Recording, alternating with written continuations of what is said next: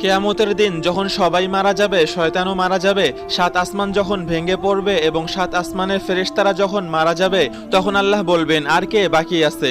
মালাকুল মউত বলবে, আপনার আরশের নিচে আমরা চারজন ফেরেশতা বাকি আছি। আল্লাহ হুকুম দিবেন, জিব্রাইল ও মিকাইলের জান কবজ করো। আল্লাহর আরশ তখন সুপারিশ করবে, জিব্রাইল ও মিকাইলকে বাঁচিয়ে নিন। আল্লাহ বলবেন, আরশের নিচে সবার জন্য মৃত্যু। আর তখন জিব্রাইল ও মিকাইলের মৃত্যু হবে। আল্লাহ তখন জিজ্ঞেস করবে, আর কে বাকি আছে? মালাকুল মউত বলবে, আমি আর ইসরাফিল বাকি আছি।